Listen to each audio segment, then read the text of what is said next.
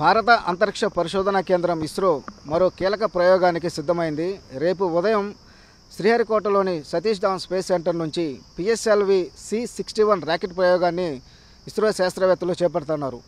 ఈ ర్యాకెట్ ద్వారా అత్యాధునిక సాంకేతిక పరిజ్ఞానంతో రూపొందించిన RISAT-1B ఉపగ్రహాన్ని ఇస్రో శాస్త్రవేత్తలు కక్షలోకి ప్రవేశపెట్టనున్నారు. దీనికి సంబంధించి ఇప్పటికే ఏర్పాట్లన్నీ కూడా పూర్తి చేయడం జరిగింది. అయితే ఈ ఉపగ్రహం యొక్క ఉపయోగాల విషయానికి వస్తే, ఈ ఉపగ్రహం ఎలాంటి వాతావరణ పరిస్థితుల్లోనైనా సరే, అలాగే రాత్రి పగలు అనే తేడా లేకుండా భూమి ఉపరితలాన్ని ఇది స్పష్టంగా చిత్రీకరించగలదు. అలాగే మామూలుగా చూస్తే సాధారణంగా ఆప్టికల్ కెమెరా ఆధారిత ఉపగ్రహాలు ప్రతికూల వాతావరణంలో లేదా రాత్రి సమయాల్లో ఫొటోస్ను స్పష్టంగా చిత్రీకరించలేవు. కానీ RISAT-1B మాత్రం వర్షం వస్తున్నా, దట్టమైన పొగమంచు ఉన్నా, మేఘాలు అడ్డుగా ఉన్నా లేదా చిమ్మ చీకట్లోనైనా సరే భూమి ఉపరితలాన్ని హై రిజల్యూషన్తో చిత్రీకరిస్తుంది. ఈ విధంగా ఈ ఉపగ్రహాన్ని ఇస్రో శాస్త్రవేత్తలు డిజైన్ చేశారు.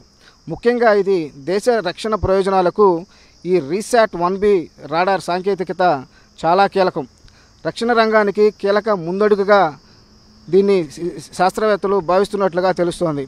ఇది నిరంతరాయ నిఘా నేత్రంలా ఇది పనిచేస్తుంది. ఈ ఉపగ్రహం పాకిస్తాను, చైనా వంటి దేశాలతో ఉన్న సరిహద్దు ప్రాంతాలు మనం ఏదైతే ఉన్నాయో ఆ ప్రాంతాలను పర్యవేక్షించడంలోనూ, అలాగే మన దేశ విశాలమైన తీర ప్రాంతాన్ని కలిగి ఉంది కాబట్టి ఆ తీర ప్రాంతాన్ని కాపాడటంలోనూ ఇది రక్షణ రంగానికి సహకారం అందించడంలో ఉపయోగపడుతుంది.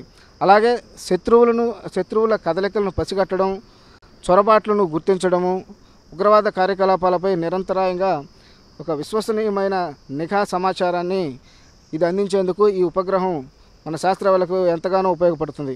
ఇక ఈ RISAT-1B ఉపగ్రహంలోని అత్యాధునిక సాంకేతికత గురించి చెప్పుకుంటే, దీనిలో అత్యాధునికమైన సి బ్యాండ్ని అమర్చడం జరిగింది. సి బ్యాండ్ అంటే సింథటిక్ అపర్చర్ రాడార్ వ్యవస్థను ఈ శాస్త్రవేత్తలు ఈ ఉపగ్రహంలో అమర్చారు. ఈ ఉపగ్రహంలో 5 విభిన్న ఇమేజింగ్ మోడ్లు ఉన్నాయి. అత్యంత చిన్న వస్తువులను కూడా గుర్తించగల అల్ట్రా హై రెజల్యూషన్ ఇమేజింగ్ నుంచి విశాలమైన ప్రాంతాలను పర్యవేక్షించడానికి ఉపయోగపడే బ్రాడర్ స్కాన్స్ కూడా దీనిలో అమర్చి ఈ ఉపగ్రహాన్ని డిజైన్ చేశారు శాస్త్రవేత్తలు.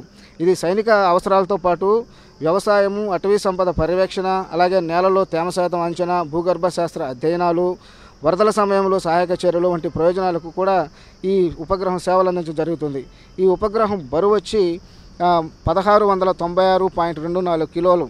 అయితే గతంలో ప్రయోగించిన RISAT-1 ఉపగ్రహానికి కొనసాగింపుగానే ఈ RISAT-1B ఉపగ్రహాన్ని ఈరోజు ఇస్రో శాస్త్రవేత్తలు కక్షలోకి ప్రవేశపెడుతున్నారు.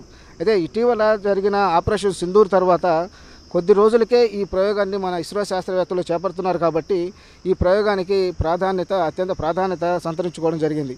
దీంతో ఇస్రో శాస్త్రవేత్తలు ఎలాంటి అవాంఛనీయ ఘటనలు జరగకుండా అన్ని జాగ్రత్తలు చర్యలు తీసుకుంటా ఉన్నారు.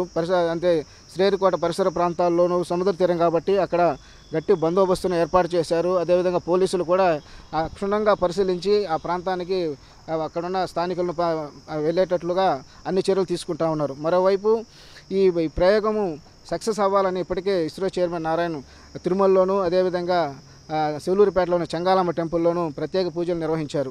కాబట్టి ఈ ప్రయోగం అనేది అత్యంత కీలకము. దేశ రక్షణ రంగానికే కాకుండా అనేక విధాలుగా కూడా ఇది ఉపయోగపడుతుంది. కాబట్టి ఈ ప్రయోగం సక్సెస్ కావాలని మనందరం కూడా కోరుకుంటున్నాం.